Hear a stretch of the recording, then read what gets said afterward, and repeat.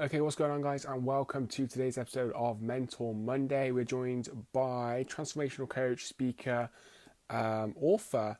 Um, Today, Isabel, her name is, and she will be joining us very soon. I messed up the time zone again, which was totally my fault, which is kind of weird because we checked the time zone yesterday. But Isabel will be joining us soon. I tagged her in the post, so just wait for her to join in, guys. But I'm super excited, and we're going to be talking about communication today. Communication for our emotions, I believe, and I'm in the dark about this topic, and so we'll leave the expert to kind of talk about this. Isabel, who will be joining us soon. Hopefully, I'm all set up fine. You guys can hear me and see me okay. Let me know in the comments if you can. Okay, we've got Mike joining us. And we'll just wait for our special guest to join. So if she comes, approve.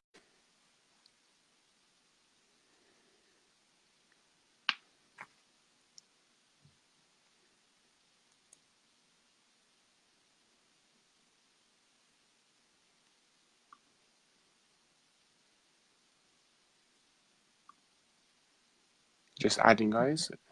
There you go. Sorry. I'm still trying to make this work because I forgot that I can only do this on my phone, so I needed to Yeah, change that around. yeah, I know. I was about to set up on my laptop, and I was like, "Oh damn, phone!" So I had to find the tripod really quick. You know? That's right. And I have this thing in the back where I can put my phone, plug my phone in, but it wasn't set up right. So I hope now we can all see me. Yes, I Yes, can now see it you fine. works. Okay, Perfect. awesome. Yeah, I was just explaining. I think I messed up on the time zone, so I'm sorry about that. No problem. It is difficult. I had a client this morning in Nepal, so Oh well, we were all yeah. confused too, and with the time change yesterday, so it certainly is crazy. Okay, definitely. So We're good. so for those of who are joining us who don't know who you are, could you give a little intro into kind of what you do? I did look at your website, and I've Mhm. been following your stuff, and you've been featured in, is it the Huffington Post, on John the Entrepreneur on Fire podcast as well, which is awesome. So yeah, just give a little intro about what you do, really. Okay, cool. For those who don't know me, which I think is pretty much the majority in the group, since I haven't been in the group, my name is Isabel Hunt. I'm originally from Germany, actually, and I moved to the US about 10 years ago. And I'm an inspirational speaker. Usually, I speak at women's and youth conferences as well as leadership conferences. And I'm also an emotions clearing practitioner. So I do a lot of intuitive work. I'm an author of my book, The Power of Faith-Driven Success. I have a list, so Yeah. I'm playing that down on my head.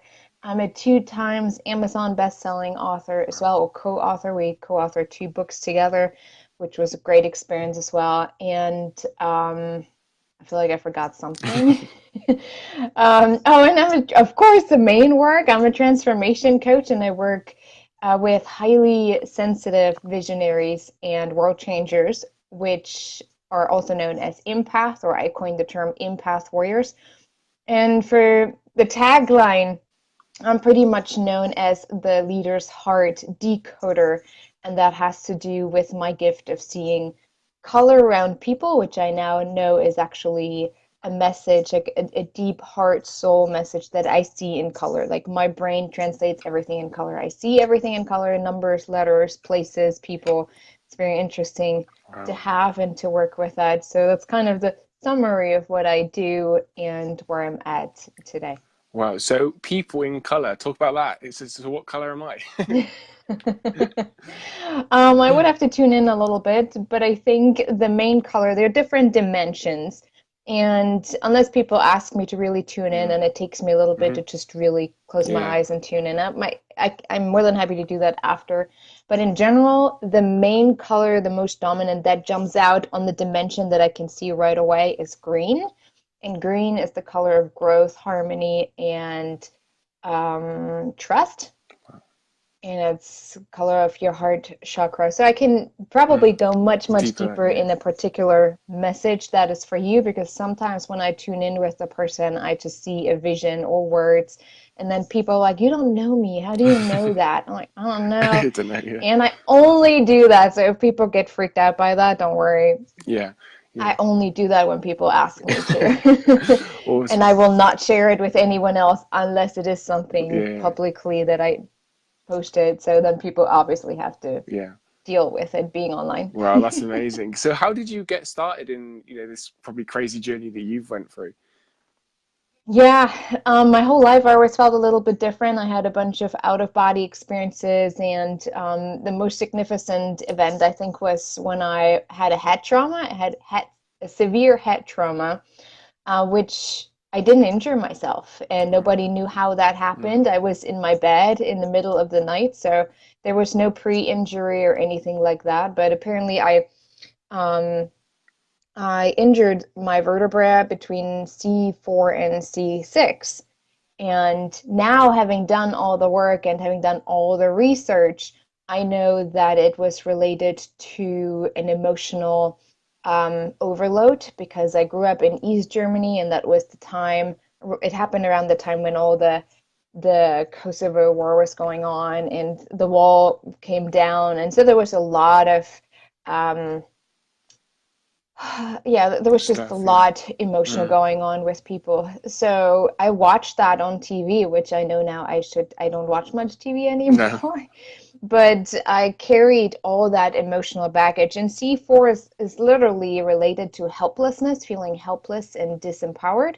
So of course, as someone who's very highly sensitive, and most children are, I couldn't help. And so that was all pushing, the energy of it was all pushing on my neck. And as a child, you don't have the physical strength to hold that or to know what it is. And it literally pushed so much that an injury occurred. And I still have some problems every now and then if I don't do the work for myself. But it was very interesting how that all happened. But from that moment on, I realized, oh my gosh, there is something different about me. There is something in the way I experience life.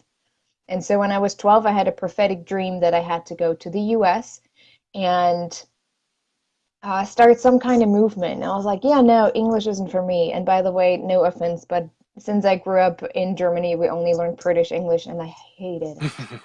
I hated it.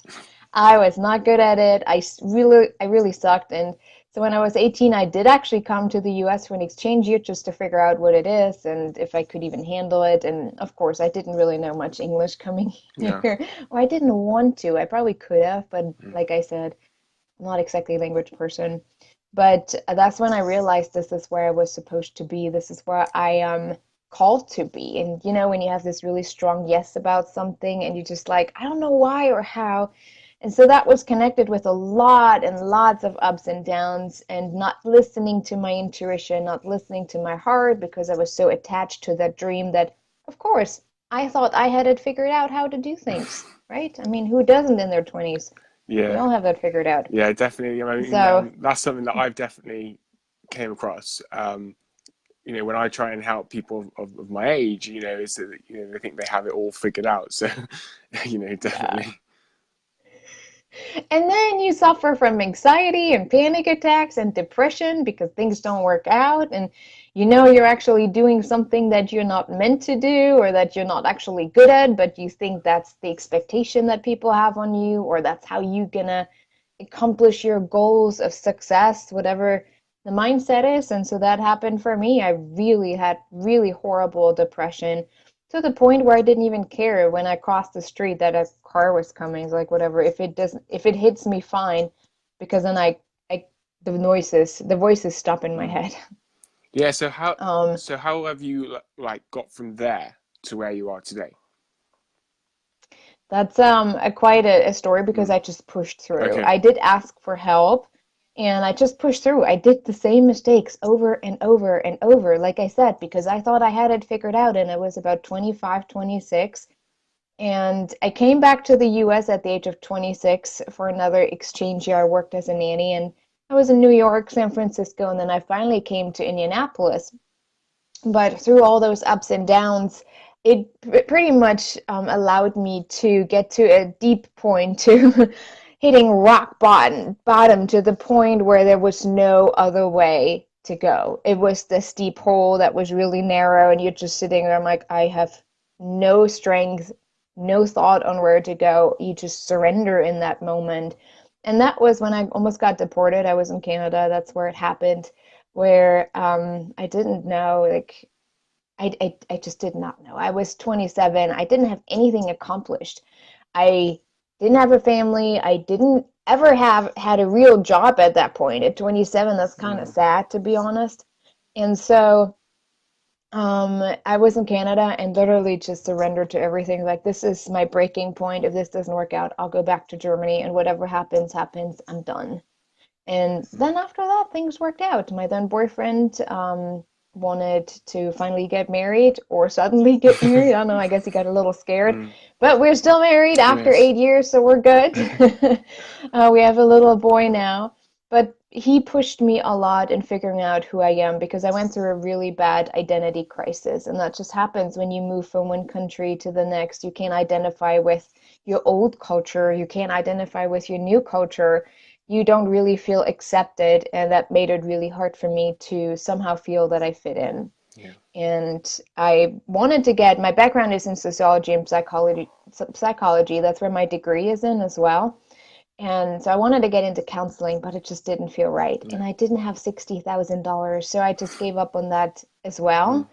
So there was a lot of having to just let it go, not really giving up, but really just letting go of things and not trying to control everything because we are human beings that try to control everything, right? Yeah, definitely. So it was an interesting journey. And then from there, a friend of a friend invited me to join a coaching program, which was more of a spiritual coaching program, not just the typical accountability kind Hmm. of coaching, like the surface coaching, but really going deep. And that's where I experienced the most transformation for myself.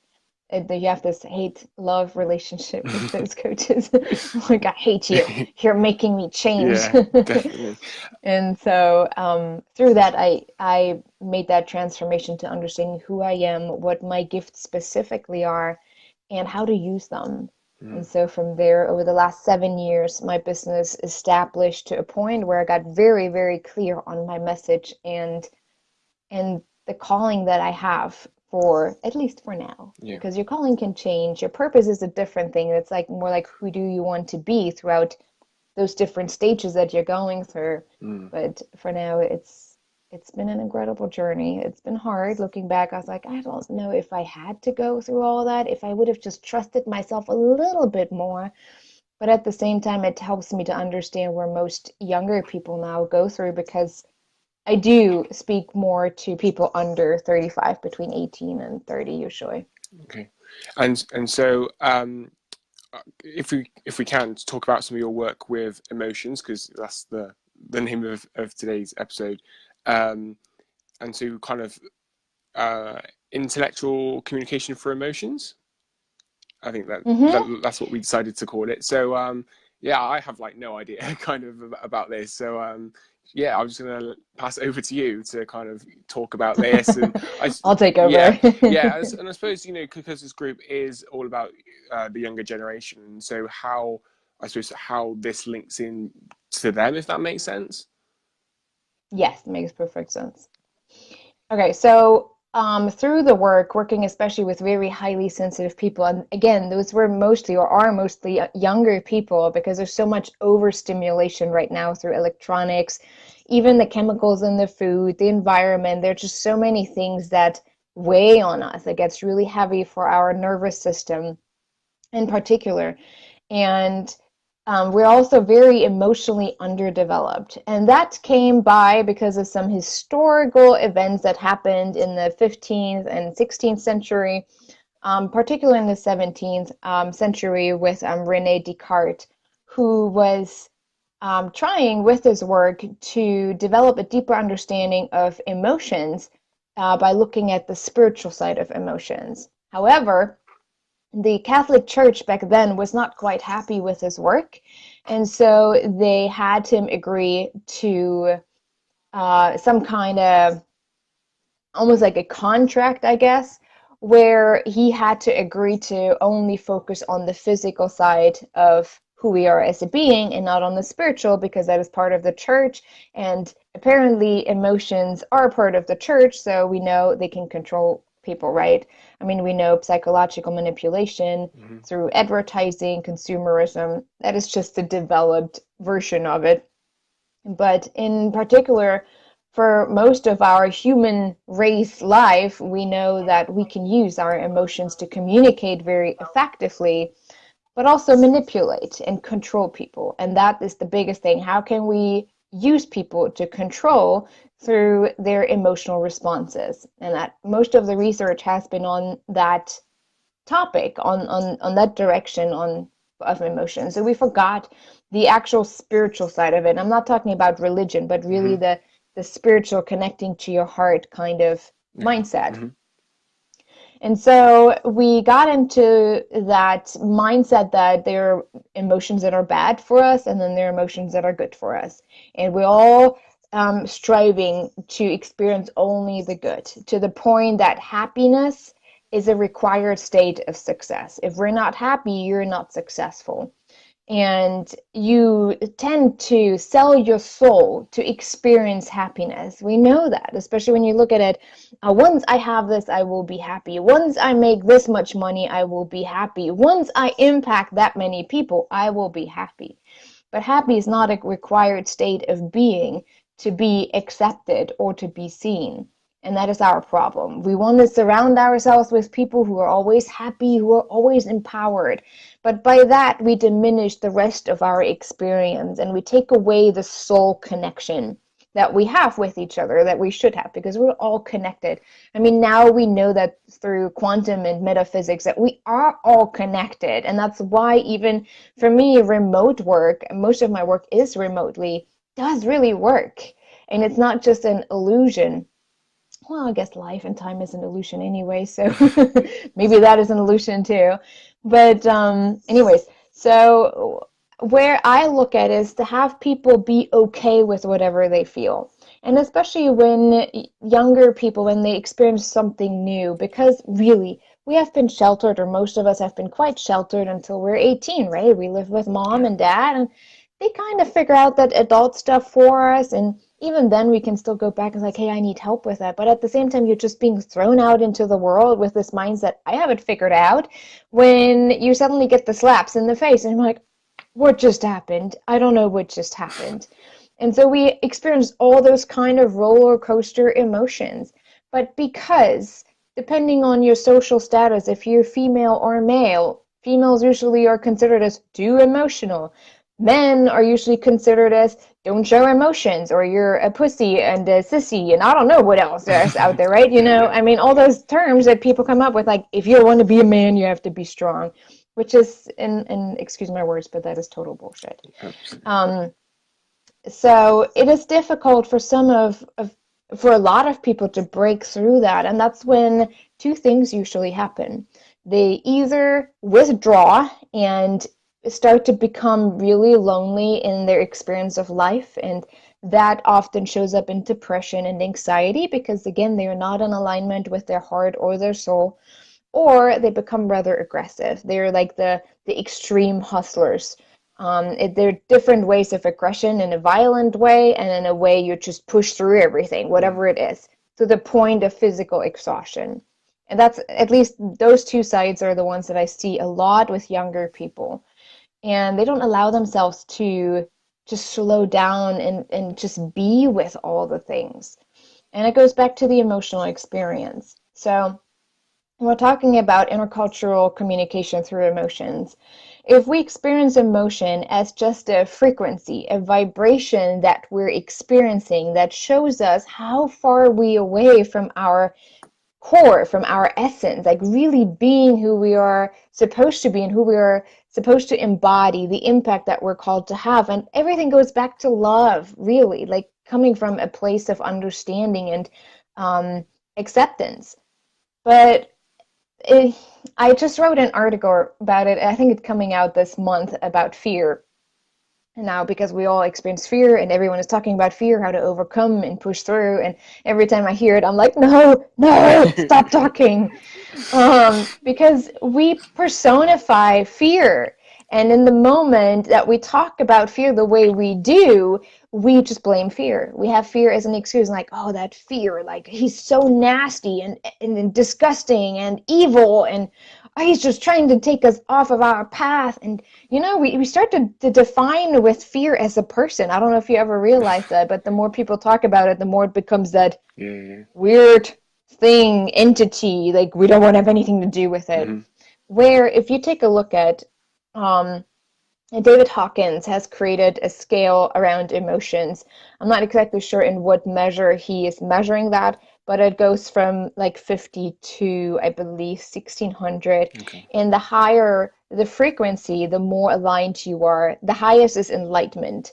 And that is really like the absolute core experience, the essence of who you are, the spirit within. There have been monks, I think it was India, that they have found them to be in that state of enlightenment, and eventually their bodies disappeared. You can see pictures of just the head of them over time. Like they've such an on such a level of enlightenment that their body, like we say it, everything is just illusion, just disappeared slowly and become smaller. It's a phenomenon. It boggles your mind. But not everyone, or not many people in general, very small percentage of people can really experience the enlightenment state. So the next one is happiness and joy. And that's what we're so going after, right? So it's just a little, like literally just a frequency that's present that we connect with, that we relate to like a magnet. So whatever's going on inside of us, we resonate with that specific frequency. So that is the core. Now envision like different circles around you, almost like walls around you. And each wall is a certain frequency away from your core and a little further away, right? After joy, I forgot what comes after joy. Passion, I think. Okay. And then at some point there's anger, and then there's grief and sadness and shame and guilt, to fear somewhere in between there too. And the further we are away from our core, the more we experience those emotions. It's literally like, hey, you didn't listen to my colleagues. You didn't listen to the other emotions in between. Now you got to me. Now I have to be a little bit more firm with you, that you understand that you're off your path. And usually fear is something to reflect on. It's like, Hmm. okay, where did I not listen? Where am I trying to talk myself out? Fear is a lack of trust. And that's what it's literally trying to tell you, like, hey, go back to trust. Like, you can do this. It's nothing bad that's trying to keep you away. That's you. The problem is not fear. The problem is your story and your belief system. And it's just calling that out, like saying, hey, there's something that needs to be healed. So when we take a look at emotions from a perspective of frequency, we learn how to tune in with ourselves in more on a deeper level. And when we are more aware of what we experience in the way we feel, on what kind of frequency and where we feel in our body. So interculturally, it's very interesting because we don't have to speak the same language to connect on an emotional level. It's very interesting. There yesterday, actually, I heard someone was talking to us at church, and she told us a story from a girl. She's 13, 14, and she is slightly disabled. She has a disability where when she speaks, she drools a lot. And of course, she feels very, embarrassed about it. So she tries not to speak. Instead, she stares at people. And when people don't understand and the way she connects, they feel threatened Mm. and like awkward. Like, she's staring at me. Mm.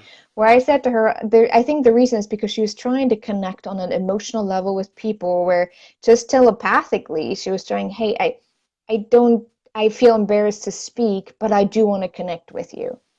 And a month ago, I went to the Summit of Greatness with Lewis House, and I connected to specifically two people who have traveled a lot. One of them was in her early 20s, and she just came back from, I think she said Thailand, Indonesia, or somewhere there, and she didn't speak the language. And the other one was in Haiti, And I talked about intercultural communication through emotion. And she's like, oh my gosh, I'm glad you're saying that, because even though I couldn't speak their language, I could just sit and be with them and still somehow understand that conversation. You could feel the connection because they had to just focus on what they were experiencing on an emotional level. So, because what the other person is reflecting back to you is something that you're resonating with you, that's resonating with you. And when you know what that is for you, when you really have this awareness about yourself, you know, like, oh, this person doesn't really mean harm to me or for me. They're actually just talking about a specific topic. And for those who know, if you sit somewhere at the park and you don't hear really people, you just watch people, you just literally observe. Sometimes you know exactly what's going on.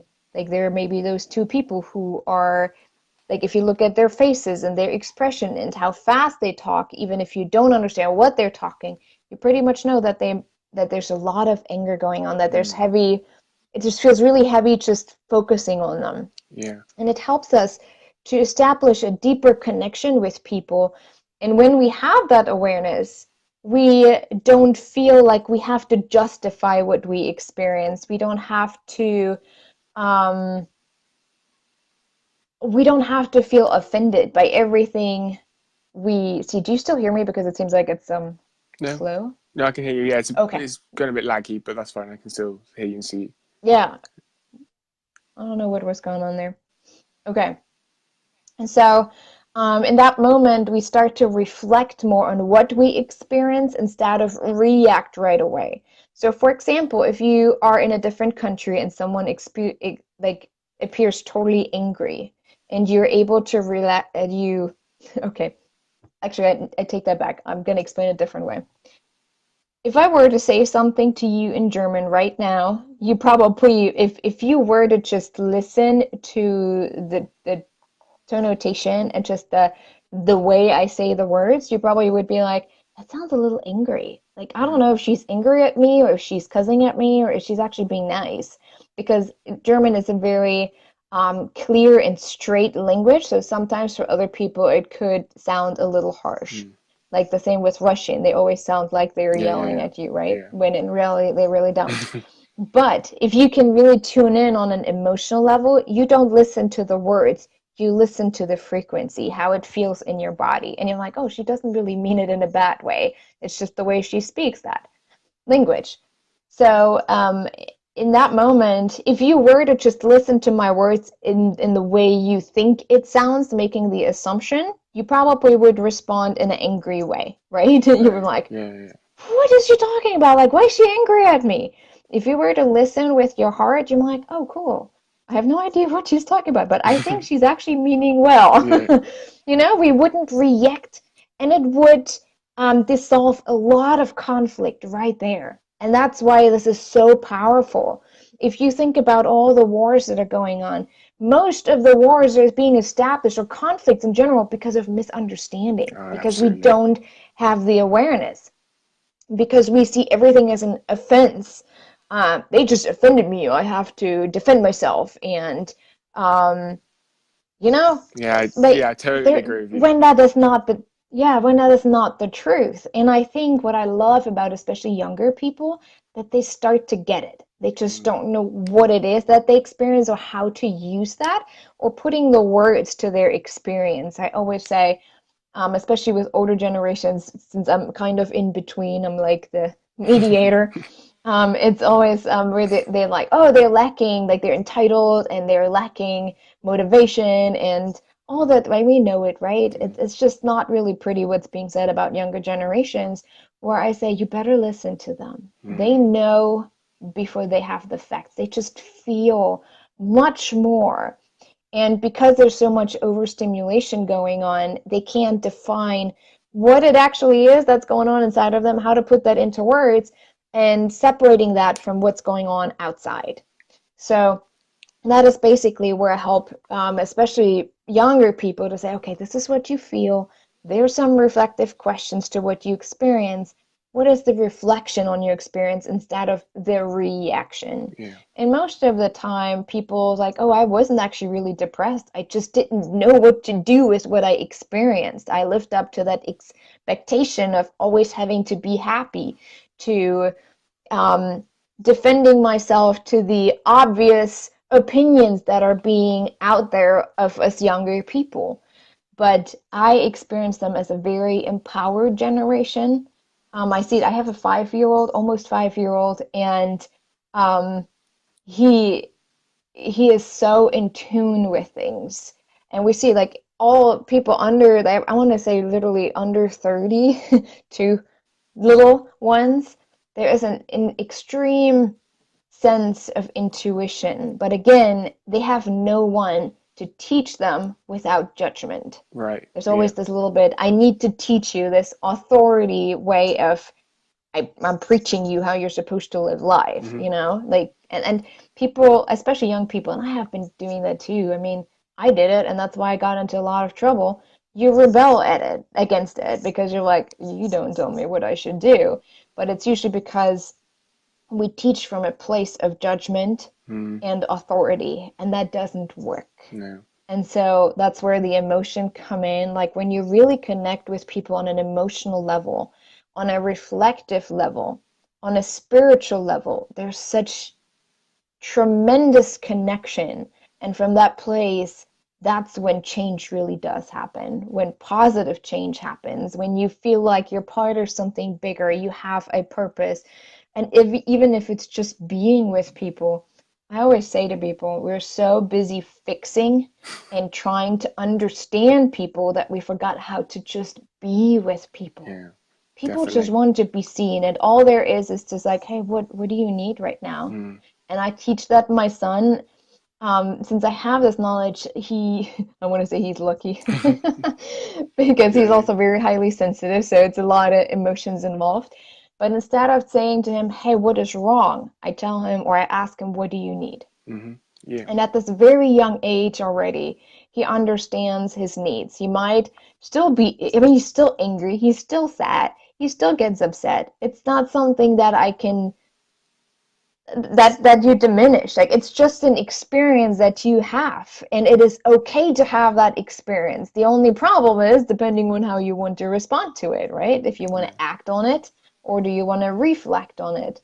And he is reflecting on it, so every time he's like, I think I'm angry, but I think I'm just tired. Right. Yeah. But I don't want to go to bed, you know. Yeah. Then the 5-year-old comes and like, but I don't want to go to bed. But I know my body is tired. So it's kind of fun to watch that conversation because he has this awareness Mm. where he's like, "Mommy, I think I'm just hungry. I need a Mm. snack. That's why I'm angry." Or when he's sad, he tells me a story that he experienced at school, or he just saw someone at the store. Like one time he connected to someone on such an emotional level that he went to the car and he started crying. It's like, Wow. sweetie, what's Mm. going on? And other parents would have thought he's having a tantrum or a breakdown, but instead I just looked at him and he said, Mommy, I think there was a person in the store that felt really, really sad and I wanted to help them. Wow. And he is fortunate enough to have this kind of understanding already at a very young age. Most of us No. haven't had that. No. There's a lot of judgment around what do we feel and how we are supposed to feel, Mm. and how each emotion is related to our success as human being, as well as the mission that we have in life or the job that we have. And that gets in the way of really deep connection. And that is something that I'm really, really passionate about, and it helps interculturally to connect. I have no problem with, I mean, okay, I'm gonna admit, my gift helps me tremendously to connect to people's hearts instead of just seeing this is how you look like, this is Yeah. the color of your skin, that's why I have those biases about you. So it really does help me to separate that and to say, hey, there's actually a human being behind that wall. Um, it's when you learn to still feel compassion about someone that you don't really like. Yeah. Like if you look at political figures, there might be people that you really absolutely do not like, Yeah. but at the same time, you can tune in and you can say, okay, what's really triggering me about that person? You can start to feel somewhat of compassion. It doesn't mean that you can say, oh, it's all okay what they do. No, you still have to get that in alignment with, does it support a greater good? Does it support humanity? Does it support the individual? If it does not, the compassion doesn't Yeah. outweigh the misdoing, right? Right. But you can respond differently from a place, because people, no matter how bad they are, it's just a wall. It's something that Mm. you need to get behind, and only when you see people, you can get behind that. Yeah. So Um, are you of? I suppose I'm kind of of a similar belief that there are no kind of like quote unquote bad people. Like, you know what I'm saying? mhm. So when I, say that to, to friends or something, they're like, I don't know.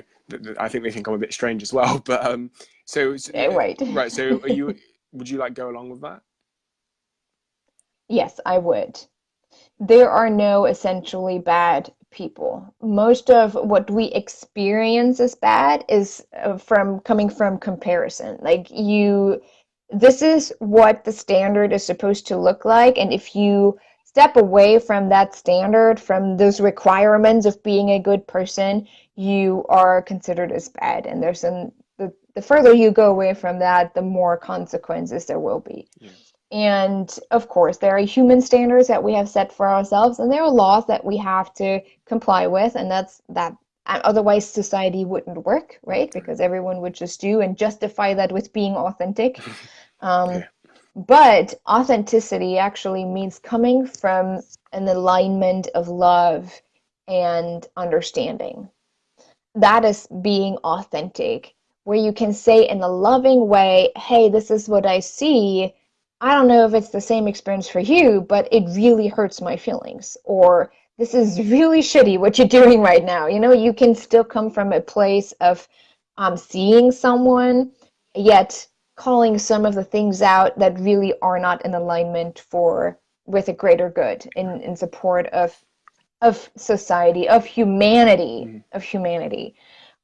So yes, um, I would definitely agree with what you're saying, Yeah. essentially. And I know the Bible talks about in different ways, like we're all sinners and we're all sinful in nature. I don't, maybe I would have to read that in a different way, but Mm. really, if we're at a core all spiritual human beings, then yeah, the physical. Okay, okay, maybe this is where it's coming from, because I also studied epigenetics and transgenerational trauma. Okay. So, of course, with every generation, you carry more drama unless one generation decides to resolve that and let it go on an energetic or on a genetic basis. Hmm. Anyone who's interested, just Google epigenetics, very interesting topic. So it does make sense that at the very nature, our very nature is kind of, I don't want to say it's sinful, but we're carrying a lot of burdens around. And sometimes we respond to those burdens that we carry around from our parents, from our grandparents, great Oh yeah. grandparents, and Yeah. even before Hmm. that, and respond to that and use that as an excuse. Well, my parents did that. Good example. I had a client. He was suffering from anxiety, and we took a look at where this was coming from. And it turned out his dad has suffered from anxiety and his granddad suffered from anxiety, and before that he wasn't sure. So it was passed down because none of the former generations were willing to really resolve the source of what was going on. So he did, and he said, my anxiety level went far down. I'm really realizing how it was connected to my dad and to my grandfather. Children or babies at the age of 6 months in the womb can already distinguish emotions, the basic emotions. And that Mm. itself is incredible. So emotion has always been our foundation, but we have um, tweaked the meaning of each emotion to the point that we can be controlled easier. Does that Mm. make sense? Yes, it does. It does. I just kind of like want to go back and on something we picked up. Oh, sorry, something you said earlier. In terms of with young people, and so their emotions not being able to put that into words. I think that was kind of the Mhm. thing. Um, so how so how do you help them to do that? And yeah, I suppose, yeah, how do you help them to do that in some kind of tips, I suppose, for people watching this on live or on replay that maybe can relate, but are still struggling to put that into words? Here's the thing. We don't necessarily need the words No. or the definition of what we experience. It is just an awareness of what's going on for us. Okay. And I think we often strive so hard to figure things out and to give it a name so that we can feel safer. Yeah. That is the thing. The once we can name it, we feel safer. And so it is about creating that safety from within. No matter if it's unknown or if I can name it, I can still feel safe. But in a practical term, because it does take a lot of awareness and some work, where most of us do need help. I mean, I have been doing this work for almost 10 years, and this whole entire time I have worked with my own coaches. I couldn't do it without them because it's just a lot to go through and emotionally working with your own clients, right? So I have, for one exercise that is quite easy to start creating more awareness is okay, hold on. To just take a journal for like 1 or 2 weeks and literally journal every time your emotional state changes. So for example, you wake up in the morning, you write down real quick, I feel happy and joyful. It doesn't take very long, right? Then you go take a shower and suddenly you get out of the shower and you feel really frustrated and angry, or you're dragging something. You write that down. Suddenly I started to feel very disempowered, very demotivated and sad. And then you take a look at what triggered that. So there probably were some thoughts that you had while you were taking a shower, going through your to-do list, or the people that you have to encounter today. So write that down, like, oh, I was thinking of this coworker and they totally, like, I just sort of started to freak out in my head. So you just, without any judgment, just write it down for 1 or 2 weeks. Every time it shifts, and over time you will see a pattern and things that trigger you. Don't blame it on the other person or the event. Just pay attention to how this is triggering me, why is it triggering me, and what does that mean for me, and how I can develop from that place. How can I respond differently? How can I change my mindset in that way that I can shift the situation? Because sometimes people just are weird, especially in the workplace, because they feel they have to prove themselves. But once you actually see them and you have a real honest conversation and you just show them a little bit of love here and there, like just bring them a cookie one day. Okay, maybe not that, but anyways, do something nice for them, you'll see a big shift. Suddenly people are like, hey, they see me. It's actually not that bad. And you see your own situation change. So it's about taking responsibility. That is a very simple task. The more awareness you have, the less you react and the less you take it personally. And then the next step is I created a online program, which is, I kept it very simple, very understandable, and very accessible, because I want people to really understand the true meaning of emotions as messengers, not just, oh, this is how I feel, oh my gosh. So there's a free guide, the Emotions Guide to Success, on my website, isabelhunt.com, ISABELHUNDT. Usually people forget the D, ET.com. That already gives you a bit of insight how I talk about emotions, how I see them. And if it does resonate with someone who says, okay, I'm really curious about what that is, there is this course, it's called The Empowered Warrior, How to Successfully Navigate Through Your Emotional World, in a simple way. So where I think it's like 9 modules, and we talk about each emotion and where it was coming from, how it has been established to that point, and how we can shift our relationship to it, and then reflective questions. There's even like a 1 or 2 page cheat sheet that people can just print out, and like every time, like, I feel angry, let me take a look. What can I ask myself in that moment? Or I feel really overwhelmed, what does that really mean for me? So it's really simple, where to the point you create the awareness, and that helps you to really stay on your path and to accept who you are and accept your experience of life. There's nothing bad about it, and there's nothing wrong about you or what you experience. It is just the experience. We just need to normalize it and understand that what you experience has value. It either prompts you to heal something, to let something go, or to change your direction maybe a little bit. So it really is to help you to stay on that path. Like I said, when you have those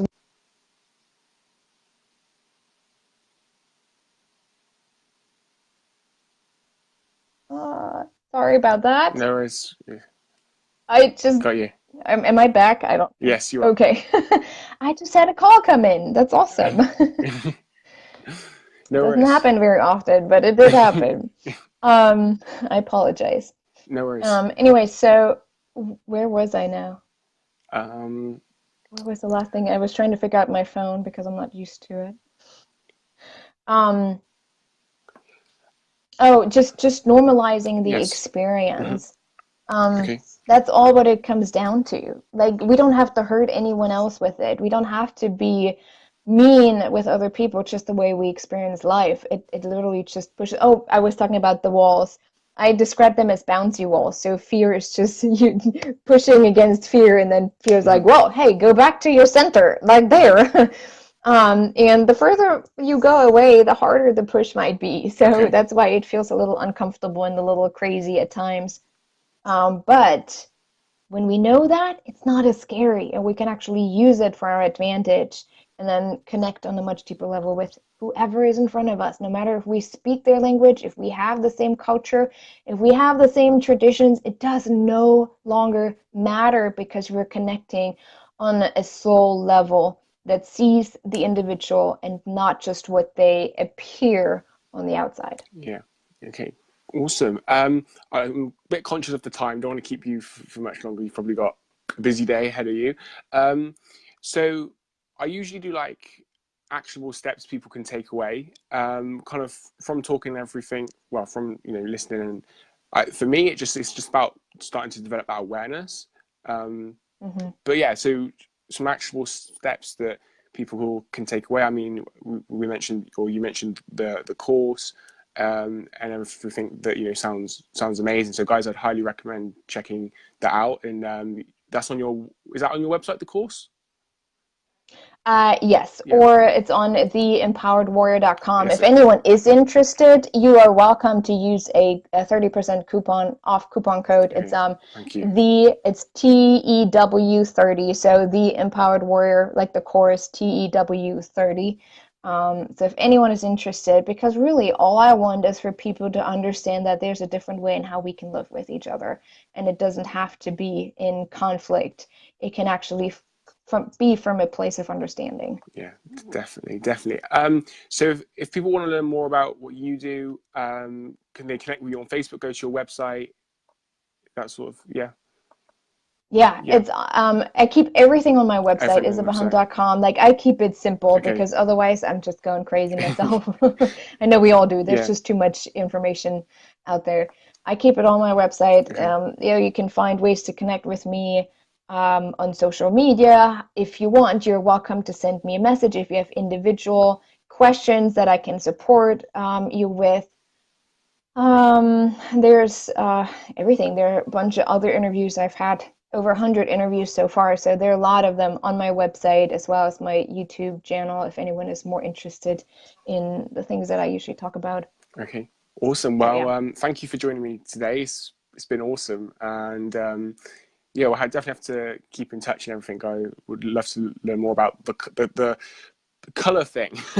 That sounds awesome. I'll if I get some time tonight, I'll send you if you give me the permission, I'll send it to Okay. Yes, you. that's fine. You send it over. All right. Okay. I'll see when my son goes to bed. Okay. Yeah, all right, I'll do Okay, that. thank you. That's awesome. Well, yeah, thank you for joining me again, guys. If there's any questions, put them in the comments. We'll answer them.